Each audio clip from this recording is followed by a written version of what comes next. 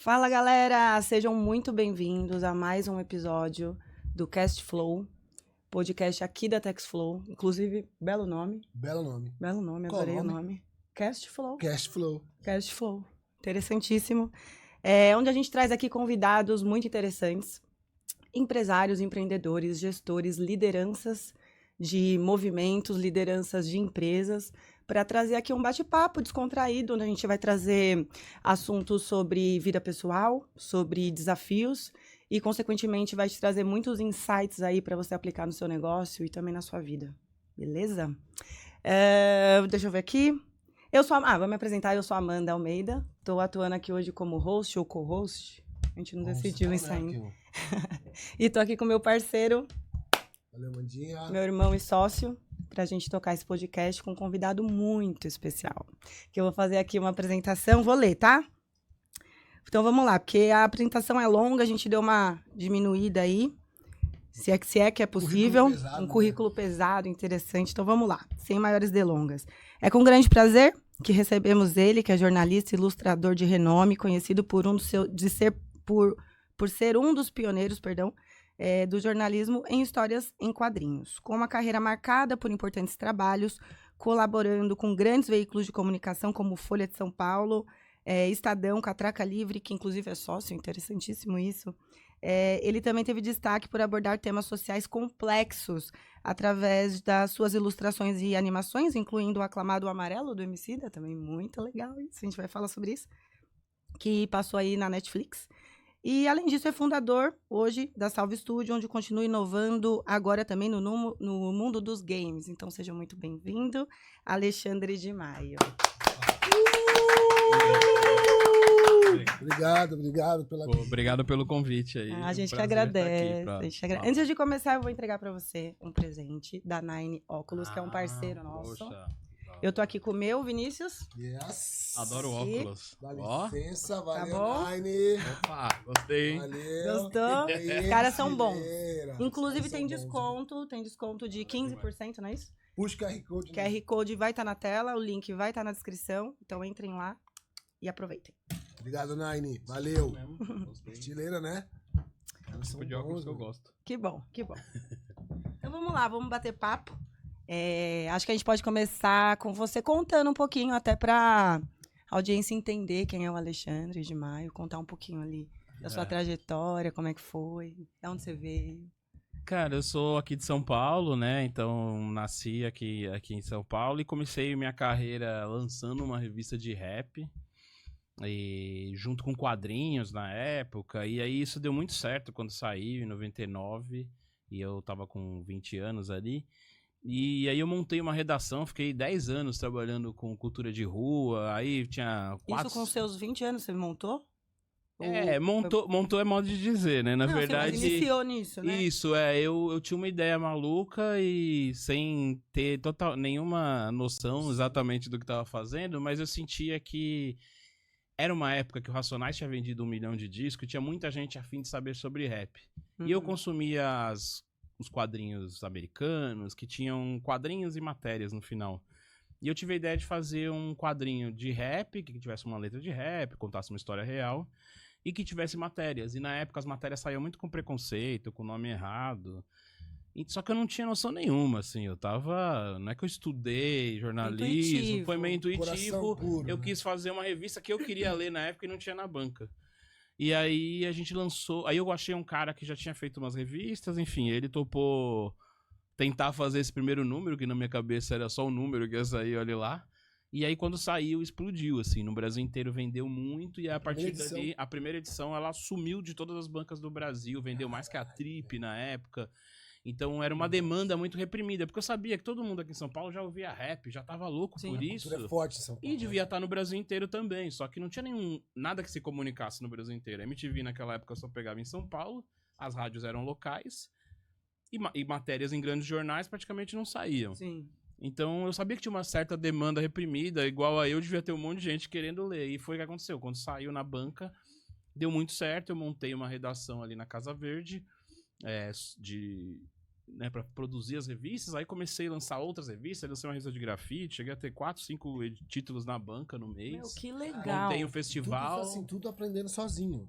É, Como que você foi aprendendo isso? eu às conheci, eu fui correr atrás e conheci a primeira pessoa que me deu alguma luz eu tava trabalhando, na verdade, num boteco, fiz esse boneco dessa revista e vi um endereço do Racionais atrás do disco, E mandou. anotei num papel e mandei pelo correio. Pum. E Recebidos. desencanei. De repente o Já Ice tava Blue me olhando ligou. pros recebidos. Mentira. Aí o Ice Blue me ligou. Ô, mano, vi seu bagulho aqui, muito da hora, vem aqui em casa. Cê é louco, Aí eu fui na casa velho. dele, puta, aí eu falei, pô, alguém gostou, um cara do Racionais. Racionais tava no auge, assim, tinha vendido 1 milhão de discos, fechado o VMB, então era o... E naquela época não tinha telefone, não tinha acesso a, né, a Não, comunicação. é muito isso, era difícil. só TV Era e restrita, tal, né? né? Mas, Então, Quem tava ali tava. sim, foi um puta no incentivo ele ter me chamado e tal. Ele falou que ia arranjar editora, mas na época não... Acho que não era muito o rolê dele. E eu acabei indo atrás, arranjei um cara que já tinha feito uma revista de patins. E ele foi me ensinando. Aí ele me ensinou a tirar foto, me ensinou a Você fazer... teve um mentor, Eu já né? sabia diagramar algumas coisinhas e tal, mas ele foi... Aí esse cara foi meu mentor. E era um cara bem... Eu tinha 20, já tava com uns 50 anos e tal. Já tinha feito algumas revistas de contracultura, assim, meio esporte, skate e tal. E aí ele me ensinou e a gente foi fazendo e deu muito certo. E é isso aí. Fiquei 10 anos fazendo isso. Quando acabou essa... Vivendo disso. Vivendo disso. Fiquei 10 Começou anos seu vivendo. negócio, né? Comecei meu negócio, contratei pessoas, enfim, era muito pouca grana no começo, era aquela coisa de comer pastel, porque tinha que pegar um carro e ir lá no Capão pra entrevistar as pessoas, não tinha release, não tinha e-mail, não tinha nada. Então, todos os dias eu ia numa periferia extrema, entrevistar alguém, aí comecei a viajar, porque a revista ia pro Brasil inteiro e era mais forte ainda fora de São Paulo. Imagina. Então eu fiquei 10 anos viajando o Brasil inteiro, matérias na Amazônia, matérias, assim, eu fui em todos os Molecão capitais de do tudo. Brasil, molecão de tudo, misturando, sem saber o que era diversão, o que era trabalho, É sabe? verdade. Minha vida era um bolo, assim, tá ligado? É diversão com coisa séria, né? Como Sim. dizia Chico Sainz. E era aquele sonho, né, pra um moleque que era fã do Racionais. Quando eu lancei a primeira revista, todos os rappers da época queriam sair na capa.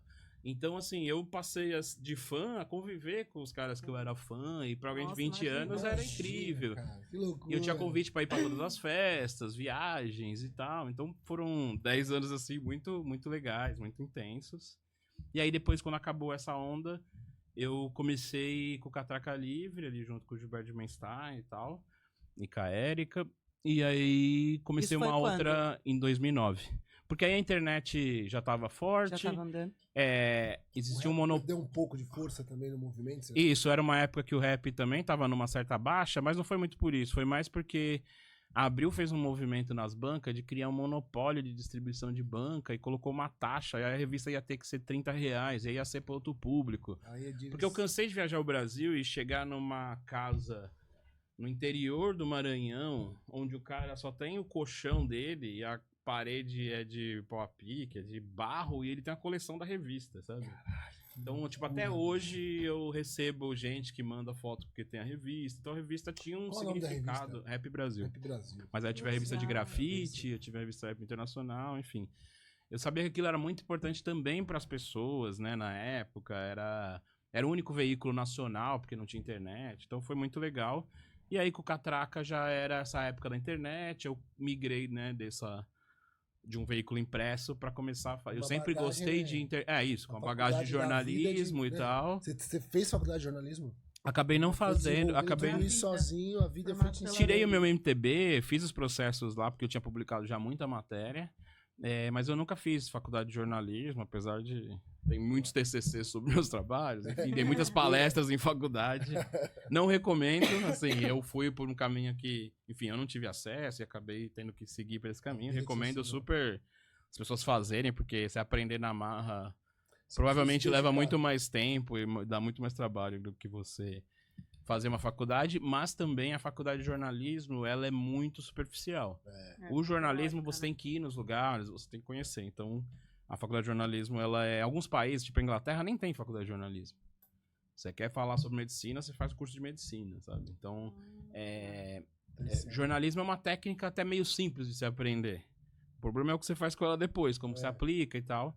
Enfim, mas assim, eu segui nessa linha, sempre estudando, né? Então, quem não faz faculdade, acho que tem, ou quem meio que eu sempre fui uma pessoa autodidata e tal, e fui aprendendo coisas. Enfim, aí tô com o Catraca até hoje. E em 2010 eu também eu já tinha lançado alguns livros de quadrinhos e tal. E aí em 2010 comecei uma carreira de jornalismo em quadrinhos. E aí comecei a lançar livros, publicar em vários veículos, ganhei alguns prêmios nessa linha. Aquele livro das flores, como é que chama? Os Inimigos Não Mandam Flores? Inimigos Não Mandam Esse foi o meu Flores. primeiro livro com o Ferrez, Muito legal. O Ferrez não é brasileiro. Não, é brasileiro. Brasileiro É também? do Capão Tem Redondo, é um tem escritor do nome- Capão Redondo. E eu fiz o meu primeiro livro junto com ele. Aí depois eu lancei, né, meu livro, o Raul, muito que bom. agora... Esse livro é animal. Mano. Que também ganhou muita repercussão e tal. Tem uma chance aí dele ir pra um streaming agora Jura, e tal. cara? Estamos em negociação. E a pergunta é uma história real mesmo? É uma história real. É uma história real de quando uma pessoa que eu conheci na época da revista, que eu tinha uma balada, porque eu fazia os lançamentos das revistas e tal, e ele tocava na minha festa, eu conheci ele nessa época. E pra gente que é do mundo do rap e tal, os Raul, os caras que dão golpe de cartão, a gente sempre conheceu. Mas é um tema que ninguém fala. Então eu fui acompanhando essa pessoa durante 10 anos, e aí em algum momento eu falei, cara, você não topa falar sobre esse tema e tal? Aí ele topou. Então, você Nesse conviveu período, durante 10 anos com esse cara, assim. Eu acompanhei, né? Porque ele, Não os primeiros conviveu, 4 né? anos, depois ele foi preso, aí ele ficou preso e mandou uma mensagem, enfim, ficou saindo. Virou um brother. Fui acompanhando, a gente ficava falando de música e tal, mas, pô, viu o cara preso, depois mandando mensagem. Aí o cara tava condenado a várias coisas, depois comprou um RG novo, tava em Amsterdã. O cara é dos bons mesmo. Bagulho louco, assim, coisa do Brasil, assim, que a pessoa compra um novo RG e vira outra pessoa. Que loucura, mano. Aí, enfim, fui acompanhando essa história e eu sei que o tema Raul, esse tipo de golpe que acontece dentro das agências, é um tema que o banco esconde, a imprensa não se interessa tanto, a polícia ganha acharcando o pessoal também. Sim. Então, é um tema que ninguém fala. E eu queria ir por um lado de um tema inédito, um tema que poucas pessoas falam. Então, aí o Raul, Sucesso. fui pra essa. E agora... Esgotou a venda, né?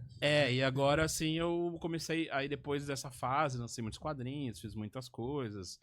No meio da pandemia ainda tava fazendo quadrinho também, bastante, fiz agora um do Guelé 10. No meio da pandemia ganhei um prêmio internacional de melhor matéria em inglês, concorrendo com o New York Times, todo mundo, que a gente fez uma matéria sobre como que as periferias de São Paulo estavam lidando com a pandemia. Fui em Paraisópolis, Brasilândia, Heliópolis. Que legal. Muito legal. Que trabalho legal. Então, enfim, fiz com a Record um vídeo que também teve uma boa repercussão sobre tráfico de mulheres. Então, sempre fui envolvido nesses temas e tal, mas sempre gostei muito de tecnologia também e tal. E aí, agora, nessa reta final aí, há 2 anos atrás, quase 2 anos atrás... Reta final porque você tá novo, pô. Tem lenha pra Não, queimar. reta final eu digo assim, dessa história. Parte aqui, calma que tem Com certeza. Aí, enfim, agora nos últimos 2 anos eu montei uma empresa de games, que eu acho que é uma nova Tendência, uma nova né? linguagem, uma nova tendência. Eu gosto muito de trabalhar com essa coisa das linguagens, então fiz muito tempo de jornalismo em quadrinho, que é uma linguagem foda. E o game agora é uma linguagem nova que tá acessível, que várias empresas têm que entrar nesse mercado, vários artistas. Então montei uma empresa para fazer a ponte entre os games. Que legal. E Parabéns. a nossa cena. Sempre, Toda essa jornada pelo aí. que eu percebo, sempre com viés social, sempre trazendo assuntos periféricos, trazendo assuntos do negro, do pobre. É mais ou menos isso que você tem hoje como uma missão. Sim, Os seus negócios, pelo que eu percebo, todos os seus negócios trazem esses assuntos, né, da cultura da periferia. Quando eu comecei a desenhar igual todo mundo, assim, Tartaruga Ninja, super-herói. É isso que eu ia perguntar, Só como que era o processo, né, dessa criação dos quadrinhos? Era você que gostava de pensava? desenho, gostava dos quadrinhos em si, de desenho, de desenhar. Então, sei lá, 6ª série eu já não prestava muita atenção na sala, ficava fazendo quadrinho e tal. Gostava muito de desenhar, mas foi com o rap que eu vi que dava pra juntar arte e protesto. Arte e falar de causas sociais, levar arte pra algum lugar. E pra mim sempre foi hoje se fala muito, né, do propósito, como o propósito é importante e tal. Lá e pra atrás mim, ninguém coração, falava muito né? sobre isso e tal. E o hip hop trouxe pra mim muito propósito pra minha vida. Então aprendi muito. E aí eu tive o privilégio de, com 20 anos, todo dia tá indo numa periferia de São Paulo e do Brasil, na casa das pessoas, e conhecer o Brasil como ele é mesmo. que eu sei que é um privilégio, porque muita gente fica na sua bolha e Sim, acaba não tendo opa. a percepção de como que é o Brasil. Com certeza. E isso me fez cada vez mais ir entrando. Aí uma coisa meio puxa a outra, né? Então, sempre... Enfim, só o rap em si já sempre colocou essas pautas, né, em questão. Sim. Antes de... Hoje em dia se fala de racismo, hoje em dia se fala de Mas muitas já coisas. falava, né? Mas lá em 99, o pessoal do rap já tava falando disso. Sim.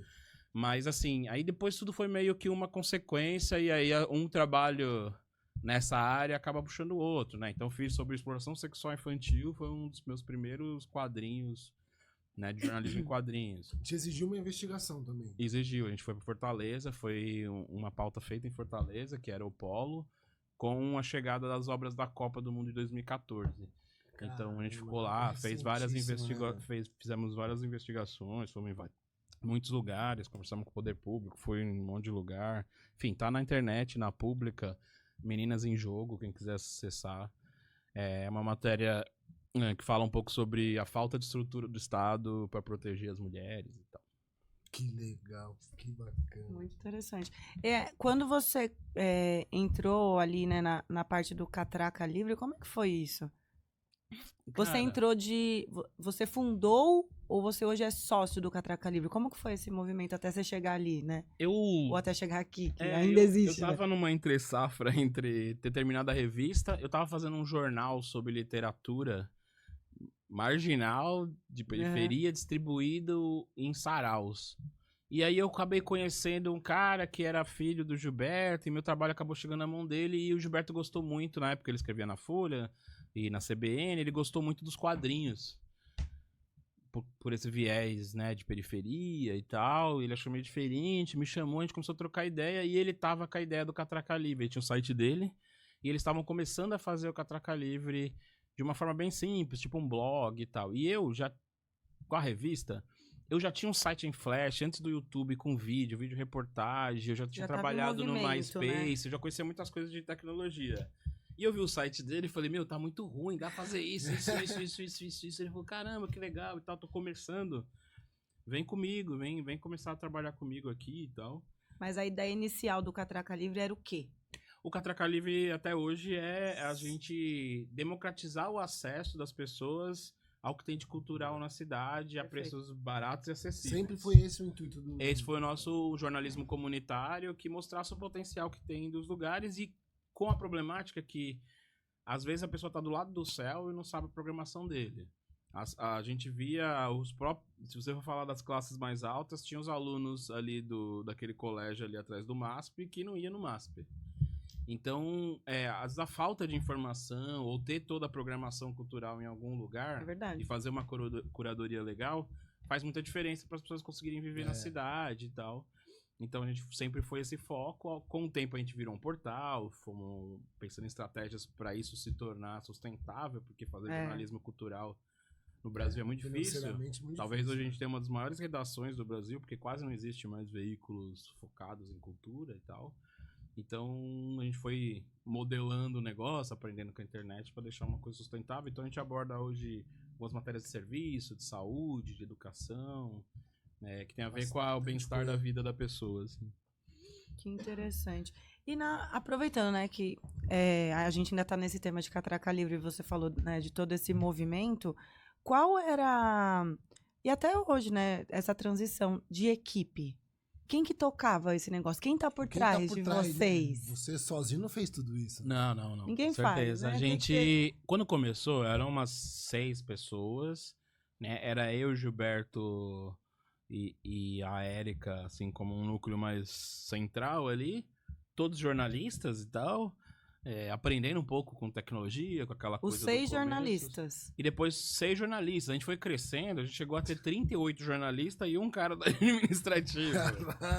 Porque a gente era só jornalista, então a gente começou a ganhar dinheiro, a gente foi contratando jornalista. Então foi muito intuitivo também. Foi. Por mais que vocês soubessem. Tem um projeto de negócio. Tem um projeto. Aqui, não. O negócio meu foi crescendo. Não, a gente tinha uma ideia de tipo assim, vamos fazer um site de graça que as pessoas acessem. Fim. Como que a gente ganha dinheiro com isso? O Gilberto na época era um cara muito bem relacionado. Então ele conseguia chegar pro Magazine Luiza e falar, meu, ajuda essa ideia. E as pessoas davam grana pra isso. Ele era um cara muito bem relacionado, fazia muitas coisas sociais e tal. Então a gente conseguia se manter nesse começo. Aí depois a gente foi profissionalizando o processo, contratando gente do comercial, adequando a empresa. Foi tomando corpo de empresa. Isso, foi tomando Isso corpo depois de de quanto empresa. tempo, assim? Cara, demorou acho que uns 3 anos pra gente ter um CNPJ do Catraca. Aí a gente começou com 7 sócios. Aí umas pessoas saíram, enfim. Aí a gente foi crescendo, enfim. Chegamos a ter até 60 milhões de page views numa época. Nossa, Fomos que legal. adequando o conteúdo, enfim, passando por mil turbulências aí da internet, Imagina. de como que os acessos acontecem e tal. Você pegou todo aquele movimento do virar SEO, tráfego Tudo, de pago, tipo, quase- quando vinha 80% da audiência do Facebook, de repente não vinha mais nada O que de aconteceu, lá, meu o que Deus, né? aconteceu. A gente fica até zoando, né? 14 anos de altos e baixos. A gente tá. Mas essa é a vida também, acho né? que Do a vida do do lobo empresário. solitário que empresário é esse, Só que eu acho né, que na velho? internet acaba que é menos previsível, sabe? Porque se você tem um restaurante, total. você tem outros comércios que você pode se basear, né, no histórico ali do seu mercado. Esse mercado de veículos de comunicação de internet, ou você tem o IG, ou o UOL, as coisas muito grandes, tem outros serviços. Ou se você fica só como veículo, é mais difícil, porque não tem muitos que são só veículo. Agora a gente sofre, né, concorrência dos influencers. Ao mesmo tempo a gente começou a fazer branded content, então é um dos maiores escritórios de branded content do Brasil.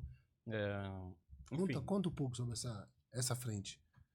No Catraca eu fui passando, né, como um dos fundadores ali, fomos organizando várias etapas, então já escrevi matéria, depois organizei a parte de um pouco com os jornalistas, depois fui pra parte de vídeo, quando foi a era do vídeo. 360 graus. Isso, depois cuidei da parte de tecnologia dos programadores durante bastante tempo.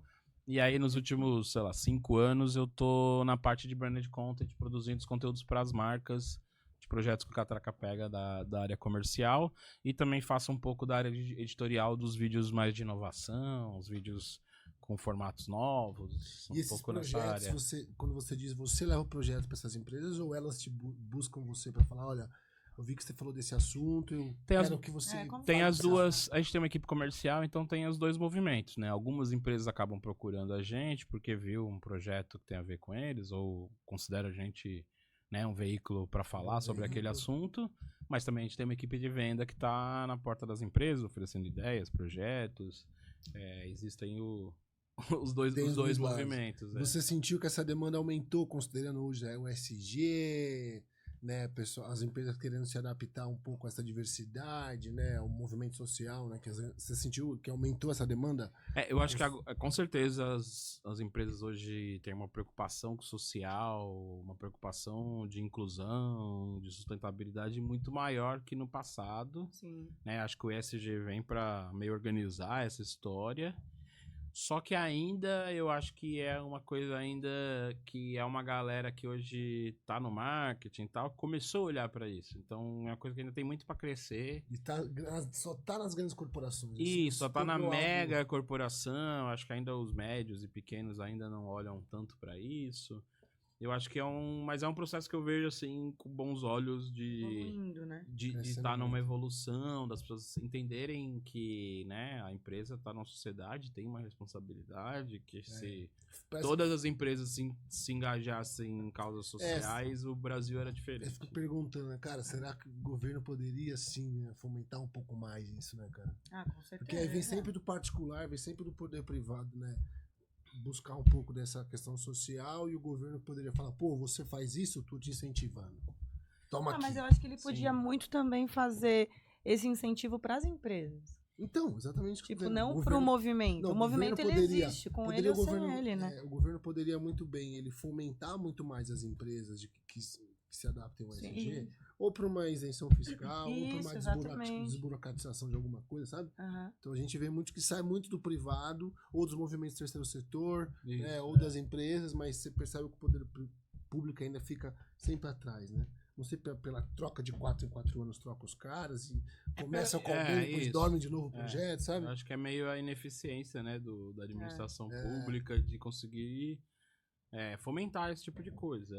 Tem pequenas iniciativas, enfim, tem algumas coisas, mas ainda falta. Mas a impressão que dá é que o Estado não olha não olhou, deve ter alguém, lógico, mas assim, não olhou para essa parte das empresas pequenas e médias que também poderiam ter algum tipo de isenção, seja ela fiscal, uma vez que ela traz uma diversidade ou uma cultura para dentro da empresa. Entendeu? Esse movimento entre o Estado e as empresas que eu não vejo. Acho que se começasse da base, né?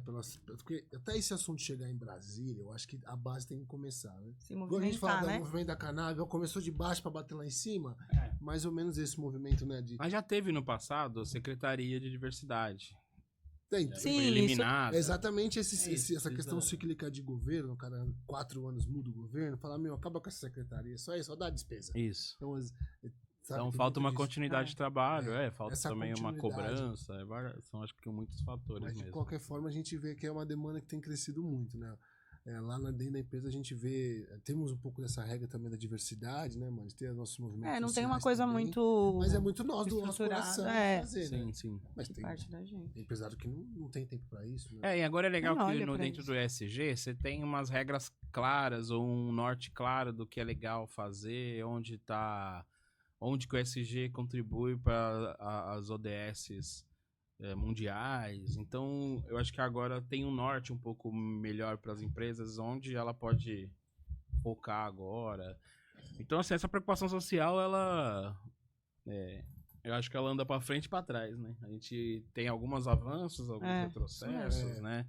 A gente, infelizmente, não são só avanços, né? É legal ter você também representando uma frente como essa, né?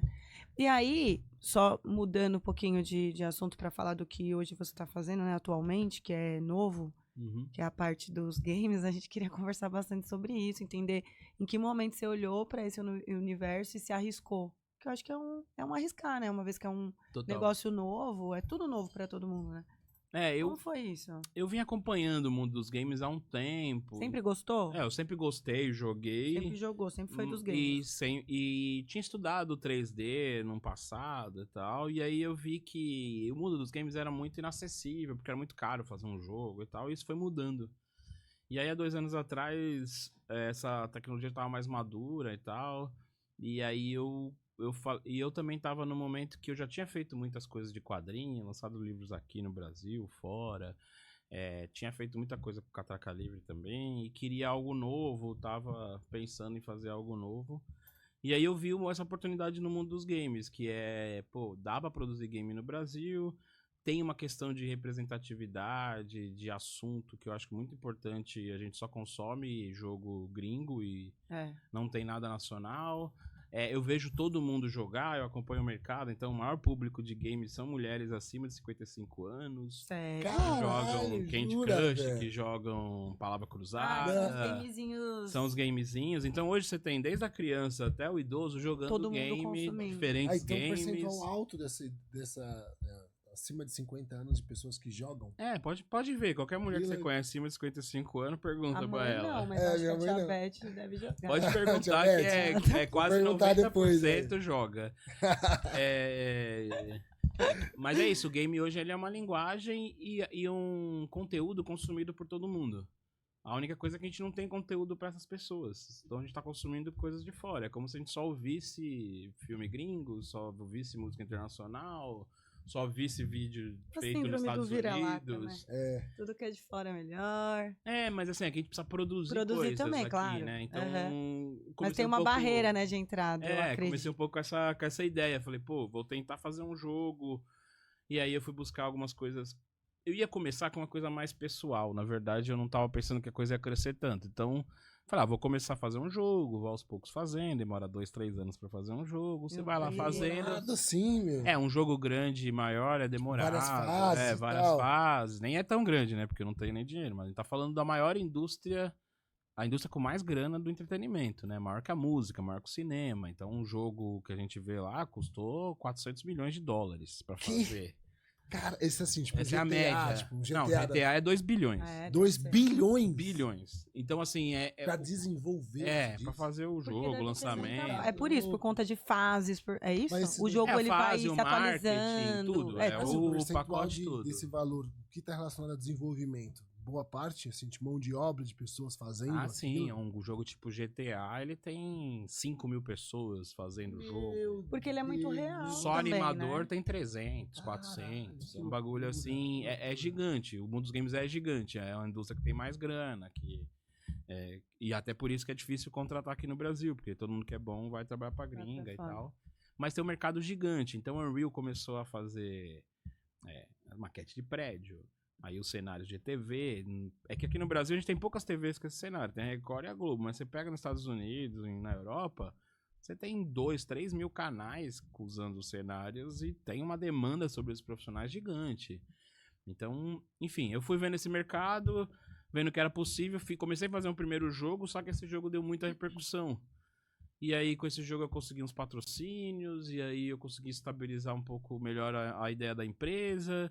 Aí comecei a fechar outros projetos, aí a gente foi chamado para um evento grande de game pela ideia do jogo e tal. Aí... Tudo sempre trazendo aquele viés do movimento social. Isso, eu comecei a fazer da um jogo de realidade. periferia. Como que era esse jogo? Isso, o jogo que eu fiz, eu falei, vou fazer um jogo que tem a ver com a minha história, então vou falar do rap.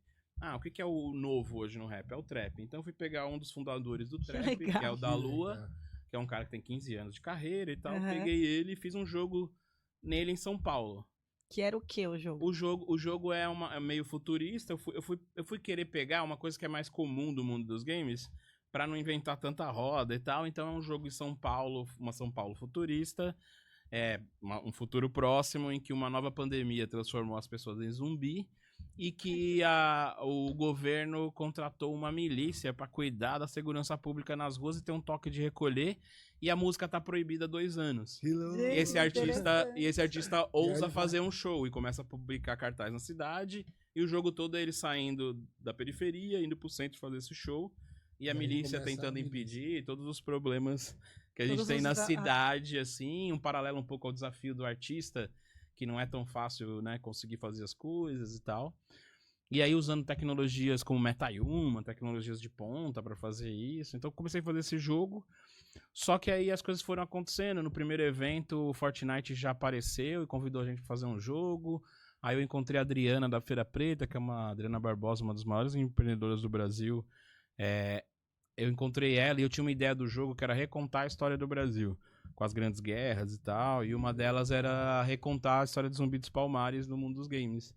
E aí ela também é uma empresa que tem um propósito e tal, a gente se juntou e fez o jogo, lançamos agora no Ibirapuera, no evento dela, de um jogo sobre Zumbi dos Palmares. O jogo chama Zumbi dos Palmares, a gente foi pra Palmares, reproduziu todo o parque de Palmares no game, aí tem Dandara, tem zumbi, eles te ajudam no gameplay, as crianças entram, jogam e tal. Tá lá no Fortnite, todo mundo pode baixar. E aí começou a surgir outros projetos, outras demandas, assim, e eu tô fazendo agora uns 7 jogos. Apareceu, né, outros projetos, então fiz essa versão do sonho também, fiz com show de trap no Fortnite. Tô fazendo agora um projeto com o Banco Pan-Americano sobre administração financeira e gestão cultural, que vai ter aulas em periferia, com uma molecada sobre gestão financeira e gestão cultural. Isso com o jogo? Com o jogo, vão ter aulas e depois eles vão jogar um jogo que a gente tá fazendo, que é montar um festival na periferia dentro do Fortnite. Então, você faz a produção, faz a comunicação, faz várias missões que produz um festival. Tivemos agora em Paraisópolis um lançamento, tá pra lançar alguma coisa lá, não me recordo, se é um teatro, se é algum lugar grande que eu vi que o pessoal agora começou a olhar a periferia como buscar talentos. Sim. Paraisópolis, inclusive amanhã, no G10, a gente vai estar lá. Paraisópolis é um polo de gente foda, de gente muito boa, e vai ter tem muita coisa legal lá. Tá tendo a Favela Cria, que é uma semana de comunicação com um monte de profissionais lá no G10. E é isso, a gente começou a fazer um monte de projetos de vários outros jogos, enfim, agora estamos fazendo esses 5 jogos, tem esse com o Banco Pan-Americano, eu fechei agora um com a ONG chamada Besouro, que a gente vai falar sobre empreendedorismo, e aí vai ser como sobreviver na favela empreendendo. Então, estamos conseguindo pegar os games e trazer para os assuntos, né? É isso que eu ia perguntar, da relação dos games com o negócio, porque eu falo a gente, assim, talvez dessa geração e pra trás, vê game como game. Tipo, é jogo. Isso, Meu filho joga muito. E Tem que não ter- pode. É um Qual é problema, né? E aí... Ao mesmo tempo tem que ter a função social do game, uma responsabilidade também no desenvolvimento dele. Eu falo assim, as pessoas perdem já muito tempo no game. Seria melhor se ela perdesse num Exato. game que tem algum conteúdo. E para as empresas, eu falo que é o novo branded content. Então, como que uma empresa cria uma experiência de engajamento para o seu público? Olha que legal. Então, ela pode ter várias coisas. Ela pode fazer um vídeo, ela vai ter que impulsionar, as pessoas vão ver 5 segundos e tal. Ela pode fazer um texto, impulsionar. E o game, a média às vezes é 20 minutos o cara jogando. A experiência afetiva, a memória afetiva com o game, de uma empresa entregar uma experiência divertida pro jogador. E aí as conexões que dá pra fazer, que também tem um outro lado, né? Que tem outro lado da coisa física, que é muitas empresas participam de eventos. Então, você levar o seu game para um evento, geralmente é a coisa mais interativa daquela feira. Com e certeza. A gente tem feito isso em alguns lugares e tem dado muito certo. Então você assim. considera hoje que esse mercado de games é mais um canal de venda para uma empresa hoje? Isso, eu acho que assim... Ele tem podcast, ele tem canal no YouTube, blá blá, meu cara tem um jogo. Eu não sei se é de venda especificamente. Não, Talvez eu acho que assim, se você pensar posicionamento de um ecossistema brand. de marketing da sua empresa Isso. para falar com as pessoas, você precisa estar onde elas estão. Então Isso você aí. vai para as redes sociais para estar onde elas estão. E existe um mundo inteiro que as pessoas perdem muito tempo, que é o mundo dos games. Que E aí ninguém tem viu como isso ainda você... como Isso. um E canal você de tem venda. como ir lá, como você fazer um lead, ou melhorar a experiência. Aí dá pra você sortear, fazer um campeonato. Enfim, tem 1000 possibilidades de interação no mundo dos games que não tem no vídeo, que não tem em outras ferramentas. Não, com esse dado que você trouxe de mulheres acima de 55 anos, porra. Imagina. Se alguém fizer um Pensa. game pra essas mulheres, vai ser estouro, porque não Exato. tem nenhum conteúdo pra isso. Quando a gente fez um game pra galera de periferia, a galera adora, porque não tem esse formato. É um game pra falar de Zumbi dos Palmares, não tem. Então tudo, a gente tá é como se, tipo, tivesse começando uma rede social. É tipo Então- esse metaverso, que os caras querem fazer loja no metaverso pra vender produto. Então, eu acho que Tá, assim, isso, hein? o Deu uma estourada. que eu gosto de falar, assim, o Fortnite é o metaverso que deu certo. Uhum. Porque o metaverso virou uma conversa Exato. de, vai ter, mas não tem, ninguém tá lá e não tem como fazer nada. O lugar virtual que as pessoas toda noite estão lá e tem mais de 100 milhões de pessoas lá, é o Fortnite. Fortnite é o metaverso que deu certo hoje em dia, porque o metaverso em si, aquela ideia que vem, já é daqui 20 anos. O que tem de prático hoje, que tem milhões de pessoas jogando, que se você fizer uma ativação, as pessoas vão entrar, vão jogar, vão comentar, é o game. É o game, aí a ideia do metaverso é que você tá num lugar virtual, encontrar as pessoas, poder conversar, coisa que dá pra fazer nos nossos jogos. Então, o Zumbi dos Palmares tem um modo educativo, o professor andar pela cidade, conversando com os alunos. Então, meio que tem Doido, né? tem velho? muita conversa fiada sobre metaverso e tal. E na prática, assim, o metaverso que deu certo, que as pessoas estão lá e estão jogando, é o próprio Fortnite. Por isso que eu resolvi fazer algumas coisas dentro do Fortnite, porque é o lugar onde tá todo mundo. Então a gente tá fazendo jogos próprios, tô fazendo também um jogo agora celular, super acessível, tem 50 mega e tal. Mas também o Fortnite é aquele lugar que já tá todo mundo lá. A galera que não entende o que é o Fortnite, explica aí. O Fortnite é A um... galera que não entende o que é o Fortnite. O Fortnite, ele é uma plataforma que tem vários jogos dentro. Então você entra lá, tem um feed, como se fosse de um Facebook, em que cada postagem é um jogo. E aí ele tem jogos de carro, jogo de tiro, jogo de terror, jogo... Tem pequenos desenvolvedores também que colocam lá os... Ó, não falei em nenhum lugar ainda. A gente vai lançar agora, internacionalmente, no Halloween, um mapa de um jogo de terror com uma exposição de grafite. Meu, que legal. E aí... Inédito. Muito legal. E aí a gente tá Os grafites são desenvolvendo. artistas que você tem Isso, a gente vai relacionamento, escolher uns você vai achar artistas, a trazer essa cena aqui do Brasil pra esse jogo, mas também fazer um jogo de terror, que a galera gosta muito de jogo de terror também. Então, tem vários modos, né? Vários conteúdos, tem muitos jeitos de se fazer os games em várias linguagens. Então, e é aquela coisa de tipo, igual o YouTube, quem chegou primeiro chegou primeiro. Chegou primeiro. Então a gente tá falando de uma nova rede social, de um novo espaço. E é um espaço que todas as empresas, projetos e causas têm que se relacionar, que é o mundo dos games. Se eu tenho uma causa, eu preciso estar lá no mundo dos games. Se eu tenho uma empresa, de alguma forma, até pela faixa etária que eu tô falando, eu tenho que ter alguma ação nisso que as pessoas perdem tanto tempo. Isso que eu ia te perguntar. Nesse desenvolvimento de jogos, da ideia e tal, parte primeiro do que você gosta, e claro, você gosta dessa parte de cultura e tal, mas você também olha pro seu público? Não, esse jogo aqui a gente tá fazendo pro público tal, tem de idade tal e tal, então talvez isso aqui não converta tanto. Tem essa visão estratégica na hora de desenvolver isso? Tem projetos que nem eu tô fazendo, eu fiz 2 jogos lá de trap com zumbi, não sei o quê. Esses jogos eram muito mais o que eu queria fazer. E eles estão dando certo, beleza, mas também não era o foco não era só em público, só na causa. Aí a gente fez um jogo do Zumbi dos Palmares, que eu sei que não é o jogo mais popular, porém é um jogo que nos lugares certos tem uma repercussão incrível. Então ele deve ir para escolas, a gente tá conversando com um monte de galera para usar. Outro dia, sexta-feira passada, 1.700 pessoas de fora do Brasil entrou para jogar. Então tem outra repercussão. Então cada projeto... É isso que eu falei, o público de game não é mais a criança. O público de game é todo mundo. A gente pensa na criança. E aí cada projeto... esse público isso. Vários, né, é como se fosse, eu falo assim, é o novo branded content. Então você tinha texto, aí a gente começou a produzir vídeo e agora a gente pode produzir game. E como é que o cara, hoje, vamos imaginar, você desenvolveu para uma marca, um game. Provavelmente o cara não vai monetizar esse game, ele vai usar para posicionamento de brand, de marca e tal. Hoje, a sua empresa hoje ela monetiza esses jobs desenvolvendo isso, ou às vezes desenvolvendo e assumindo um risco, por exemplo, de se vender, vendeu. Tem vários formatos. Tem jogos que você vai pôr na plataforma e vai vender, e aí tem isso que você falou, aí podemos, sei lá, dividir um certo risco, eliminar um custo. E tem os projetos, tipo, o Fortnite é de graça. Então todo mundo baixa lá, todo mundo pode entrar no jogo do zumbi, é tudo de graça. O jogo é de graça, tudo.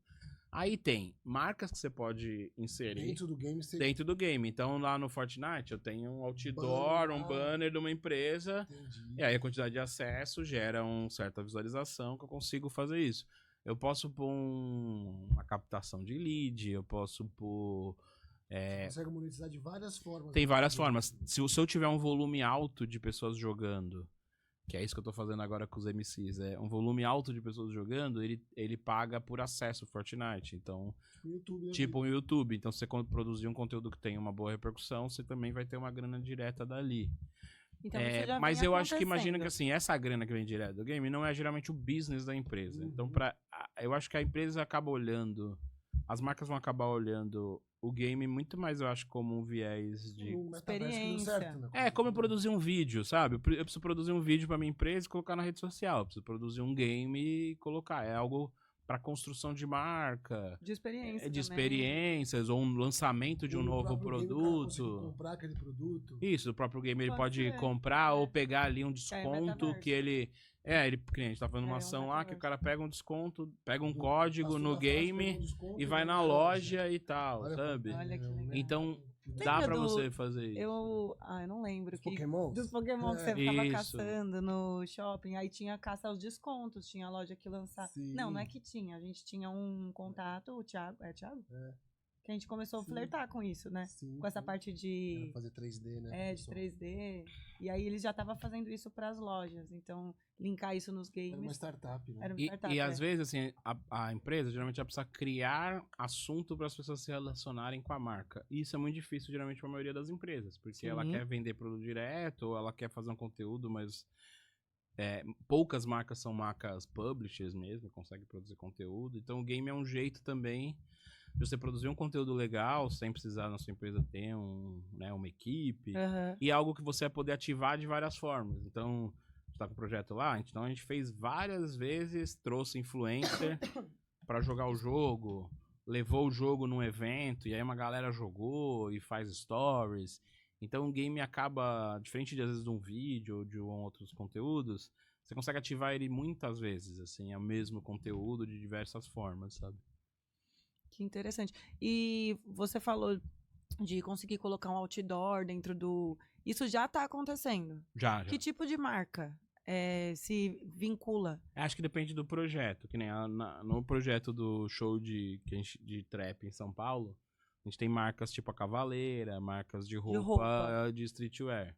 Aí no projeto lá do Zumbi dos Palmares, a gente tava negociando, por exemplo, com uma marca de comida pra pôr uma receita quilombola dentro do jogo, porque tem uma barraquinha, sabe? É um universo Muito absurdo. doido. Absurdo. Dentro do game você consegue buscar várias formas de venda. Então. Isso, várias formas de Tipo, colocar o conteúdo da empresa de uma forma legal, porque esse é o mais difícil, né? Tipo, a gente tenta fazer os vídeos, tenta fazer um monte de tipo de propaganda pra ter um retorno justamente pra engajar as pessoas. Ele vai para um lugar pra trocar e vai uma Volks vai ter que te dar, se você conseguir passar, a Volks te dá um desconto pra você comprar um carro, sei lá. O próprio desenho você consegue monetizar várias formas. E tem a coisa do tipo, Fortnite acaba criando essa experiência também em muitos projetos nossos, que é o pai jogar com o filho. Você tem um momento que o game acaba sendo uma união em casa, de um negócio que às vezes é um problema. Então também tem esse lado que é bem interessante. Em muitos eventos a gente vê o filho se interessar pra jogar com o pai. Agora a gente tá pegando uma marca de moto aí grande e tá fazendo a mega rampa. Então, pô, é um negócio que vai ter prêmio, aí o pai e filho podem jogar junto, enfim, tem muitas formas de se conectar com esses projetos, sabe? A gente estava conversando um pouquinho antes aqui de começar, né, o podcast com você, e aí você falou da palestra que você fez sobre games pros pais. Era uma empresa? Uma escola? Isso, numa empresa farmacêutica, teve um dia da família. E aí uma das atividades era o mundo dos games e profissões. E aí a gente punha uns videogames ali pra molecada jogar, levei um pessoal da minha equipe pra mostrar como que faz um game. E aí ia puxando dali como que esse interesse por game, ou produzir o game, pode levar as pessoas pra várias profissões, de comunicação, produções de desenvolvimento de produto, de cenário pra TV, de arquitetura, né? Então... É muito interessante, porque foi o que eu tinha falado. A gente olha assim, agora como pais, tipo assim, games, tela é um grande problema. Então a gente só olha pra esse viés, né? De problema. Meu Deus. Não elimina a discussão sobre o uso excessivo de telas. Isso, uma coisa acho que não tem nada a ver com a outra. Não elimina a discussão sobre, né? A gente precisa ter uma relação saudável com as telas. Mas quando tiver nelas, que tenha um conteúdo legal. E aí, desculpa. E aí, pensando nos games como negócio mesmo, e sabendo que existe uma barreira de entrada, porque às vezes a barreira de entrada são os pais que, né, não, tá jogando muito, claro que tem o excesso, mas eu acho que na nossa geração, assim, acho que a maioria pensa que game é problema, assim. Puro entretenimento e também não por tem conta nada de útil. De arma e não sei o quê. Então você vê muito falando sobre isso. Sim. A molecada matando aí. E aí as amizades que se faz dentro dos games, que já é praticamente um metaverso. Você pode dar ali pra Dark Web, ali pra Deep Web. Né? Sim. E aí como que vocês trabalham pra entender que sim, esse é um problema, igual você falou, mas que também tem um outro lado. Tem várias formas, isso, né? Isso é uma preocupação, eu quero dizer assim. Total. A gente precisa falar sobre isso aqui. A acessibilidade, a preocupação com a classificação etária para não chegar nas crianças, dependendo do tipo do jogo. Uma das coisas legais, por exemplo, isso quando você faz um jogo sozinho, né? Quando, o Fortnite, uma das vantagens dele é que quando você cria um conteúdo lá, ele já tem que ser aprovado para crianças. Certo. Então, os mapas que a gente fez, tem a faixa etária internacional de classificação etária é de 10 anos. Então, quando você sobe um mapa no Fortnite, ele já passa por uma classificação etária mundial de todos os países e te dá esse selinho. Esse selo que... E lá tem todo um filtro para que coisas que não são adequadas para crianças apareçam. Então, geralmente o que eu falo o Fortnite tem uma das vantagens também para marcas, que já é um ambiente seguro. Já é um ambiente feito para as crianças usarem, então tem todas as preocupações possíveis. Então, aí isso que você está falando desse selo e tal, é uma preocupação de vocês que estão na linha ali de desenvolvimento, de comunicar isso para a audiência? Não só falar de game, ou a comunidade também se preocupa, a comunidade de game desenvolvedores se preocupam com isso? É uma responsabilidade que todo mundo tem? Ou é algo que você tem em mente? Ah, não, eu acho que é mais tem um pouco do viés da minha empresa, de ter uma preocupação disso, né, o mundo dos games. Mas eu nem falo da preocupação, a preocupação existe.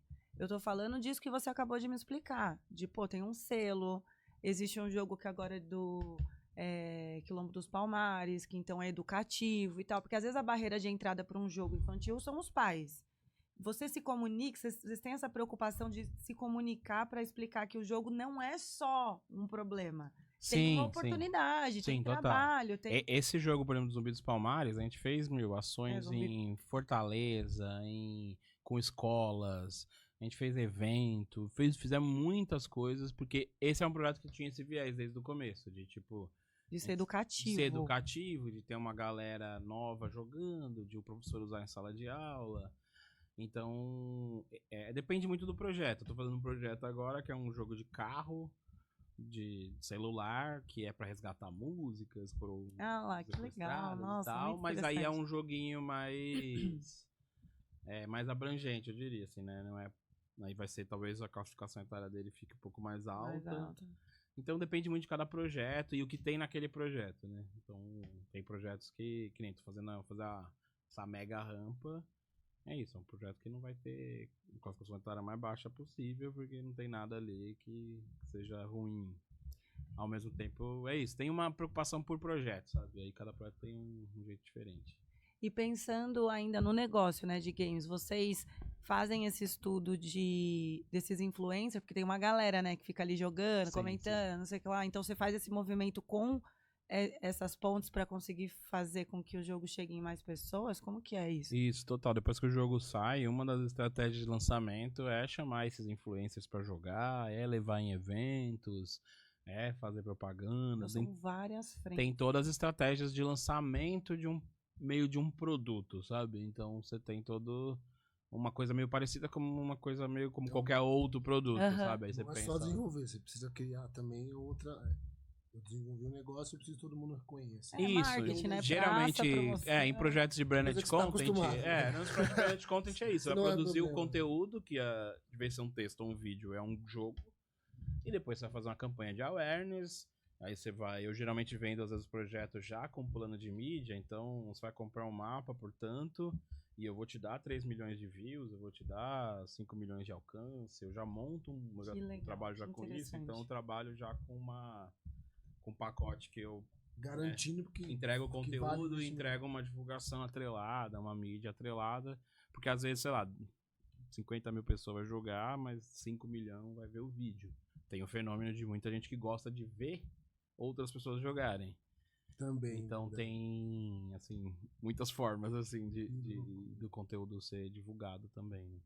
E fazer uma pergunta agora, voltando para a questão social de novo. Me parece que essa questão de desenvolvedores e tal ainda é muito elitizado, né? Não é um molecão de favela que vai ter essa ideia de desenvolver, ou né, alguém vai ter que forçar esse moleque a saber que ele tem aquele talento. Apresentar, né, pra isso. E você vindo dessa linha social, acredito eu que você não buscou mão de obra da elite. Sim.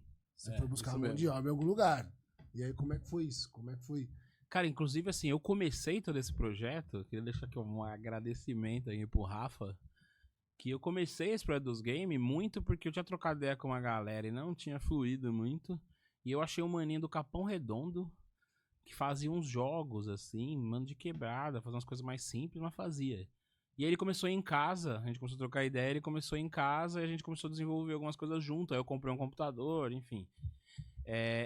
Eu fui buscando e algumas coisas foram aparecendo. Então esse jogo de celular é do maninho que era da cidade de Tiradentes, ele me encontrou num evento, ele tava começando a fazer um game e aí a gente se juntou pra finalizar. Aí eu contratei o Diego, o Gui, enfim, eu fui trazendo, pessoas foram chegando a mim e eu fui vendo pessoas que eu já tava de olho. Eu conheci um maninho que era ilustrador, mas já tinha feito game. E eu sabia que ele só não tinha desenvolvido porque não tinha o equipamento. Aí eu fui lá, vendi um carro, peguei o PC lá de 15 mil e levei na casa dele. Deixei lá e aí ele se desenvolveu rapidíssimo. Então fiz isso com algumas pessoas e é isso. Às vezes a pessoa até tem a ideia, só que ela não tem os recursos de desenvolver ou às vezes os contatos para fazer o jogo. Disposição, né? Porque às vezes também, mesmo que você consiga fazer o jogo e tenha o computador, não é só isso. Tem muita coisa particular para um jogo acontecer. Precisa da ideia, precisa do roteiro, precisa de muitas coisas. Então, é um mercado elitizado. E quando eu entrei... É quase que a criação de um filme, né? Porque você pensa no roteiro, em toda a parada. Mais que um filme, né? Porque ainda tem a parte interativa. Porque tem as cutscenes, exatamente. que é meio um filme, mas depois tem a parte do jogo. É verdade. Então é geralmente maior que um filme. É muito custoso, né? É custoso, é trabalhoso, mas também tem um pouco desse encantamento que as pessoas têm quando a gente paga muito do nosso trampo, assim, que é... As pessoas ficam geralmente maravilhadas em ver um jogo que tem coisas do Brasil, que tem coisas que eles se identificam, então tem um impacto muito forte, assim. Então tem todo um lance de memória afetiva, acho que tem tudo isso. Então eu fui buscar essas pessoas, montei uma equipe totalmente focada com a galera de diversidade, me juntei com um estúdio de trap lá da Zona Norte e montei uma salinha lá junto com eles, então a gente tem uma galera da música que circula lá. Então fui meio adequando, o que depois me deu várias vantagens. É muito louco, né? Porque o maninho não tinha computador, então ele tinha que fazer o cenário de uma forma leve. Quando a gente foi trabalhar no Fortnite tem limites de peso pros mapas. E aí o que ele sabia fazer leve, que ele fazia porque ele não tinha computador... Foi perfeito. Foi muito mais avançado do que se pegasse um cara que tivesse um puta computador e não sabia fazer aquilo. Aí quando eu peço pro maninho, que nem ontem, falei, faz aqui um negócio com a cara do Jardim Peri, não sei o que lá, não precisa explicar tanto. O cara já conhece a quebrada. Então a comunicação, várias outras coisas fluem muito melhor, assim.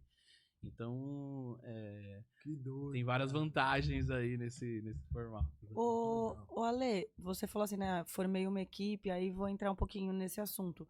Como que é pra você a formação de uma equipe, assim, lideranças e tal? Porque a gente sabe que o problema nunca é tecnicamente, é muito comportamental, né? Sim. Então, a técnica se desenvolve. Você desenvolve, você pega o menininho que quer aprender ali, você vai desenvolver ele vai aprender e vai executar.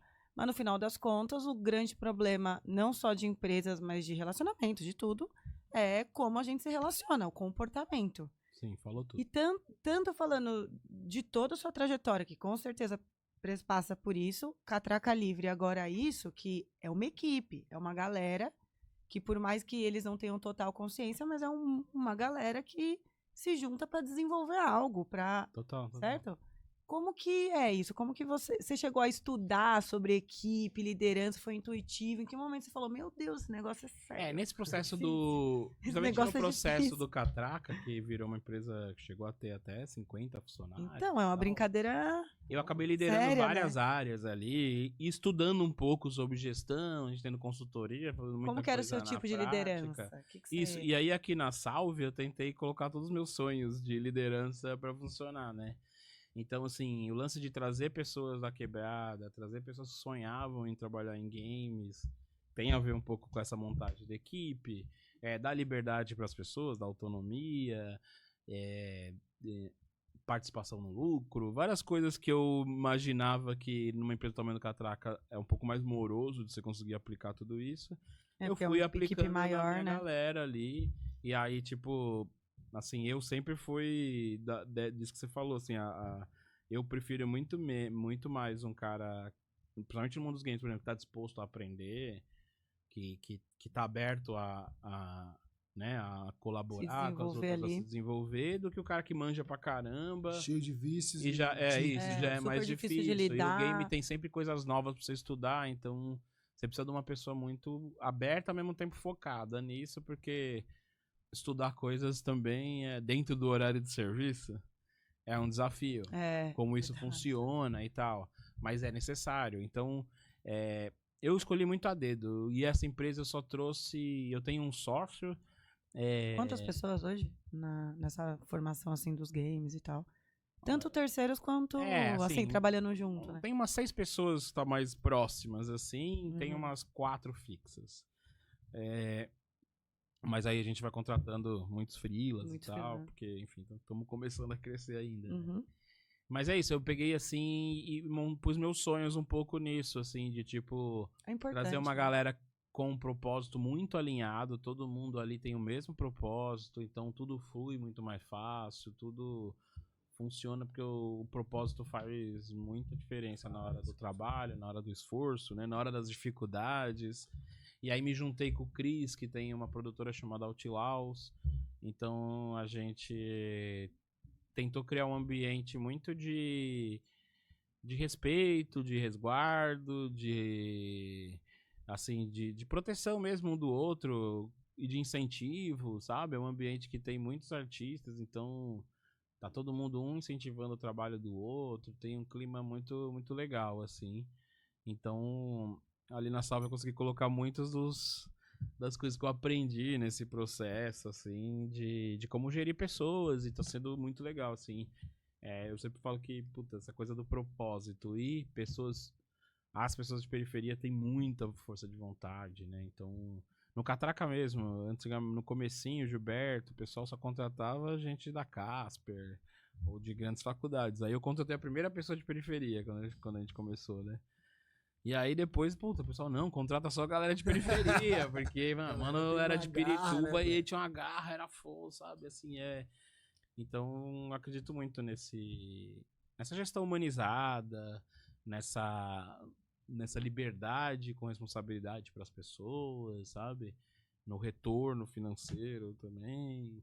Saber dividir um pouco o bolo, Saber né? dividir o bolo. E eu criei isso não pra... Assim, eu já faço muito projeto comercial, com o Catraca, eu tenho uma empresa, então eu criei isso aqui, sabe, pra ser diferente um pouco também, sabe?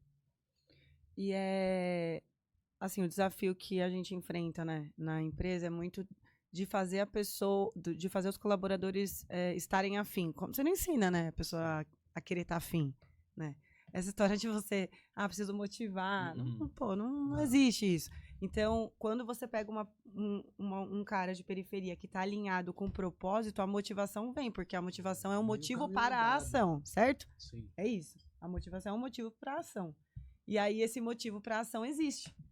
Então, o cara tá alinhado com isso. É muito melhor. Então, por isso que numa contratação, por exemplo, é importante você ver o alinhamento cultural que eles falam, que é tipo o alinhamento de propósito. Que eu acho que às vezes é muito mais importante que a parte técnica. Sim. Porque às vezes você tem uma pessoa tecnicamente muito boa e que atrapalha o andamento da empresa, ou faz por um tempo, e você falou, elas não estão alinhadas, vai perder a motivação, vai atrapalhar o fluxo, né?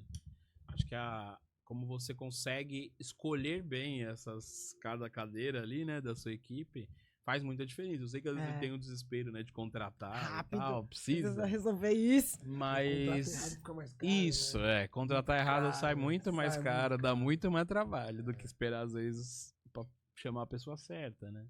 Que legal.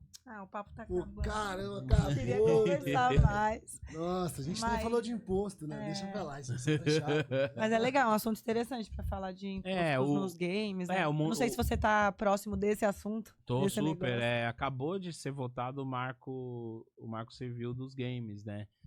O marco regulatório dos games. Então agora o game virou uma profissão, agora virou uma linha na economia com vários novos editais. Agora existe as profissões de game regulamentadas, que até então eram seleção de game, eram linhas meio genéricas. Dos jogadores de game também tem toda essa outra games, isso, tem toda uma outra área dos games, que é o competitivo. E que gera muita grana e que é um novo mercado, porque acabou de ter a Olimpíada, tá tendo a Olimpíada de jogos eletrônicos junto lá na França. Na França, por exemplo, tem a legislação mais avançada, um atleta de game tem as mesmas regalias de um atleta também de esporte. E toda essa parte competitiva, todo esse mundo dos games pro lado competitivo, também é um mercado bem grande. A gente tem uma demo já de meio que um Fortnite brasileiro, um competitivo brasileiro. Estamos atrás de patrocínio para esse projeto. Essa parte competitiva e de prêmios e tal, ela também é muito forte. A gente vê aí, né? Tem o Tigrinho, tem um monte de coisa aí rolando. Bets da vida, então... E tem um jeito como fazer isso de uma forma legal. É isso que eu tô falando, assim, que às vezes o bet, esses lugares... Pra quem quer apostar, beleza. Agora, pra marcas que eles se relacionam com isso é muito difícil. Não dá. Ainda mais nessa... E no Fortnite, nesse mundo dos games, você tem o competitivo de uma forma legal que você pode atrelar, dentro, sabe? As pessoas gostam de competir por algo, sabe? Então, tem esse mercado do competitivo que tá crescendo muito, tá pegando verbas do esporte. Agora legalizado, ele cresce muito, porque tem as federações, tem as campeonatos mundiais. O Brasil já é um dos grandes países, assim, então campeão de CS, campeão de Fortnite, tem vários brasileiros. Uma galera procurou a gente já pra dar uma assessoria nessa questão tributária, contando que o pessoal começou a ganhar grana, velho. O pessoal procura a gente já, o cara ou é gamer ou ele é desenvolvedor, trabalha pra várias empresas. Pra ter essa parte de desenvolver.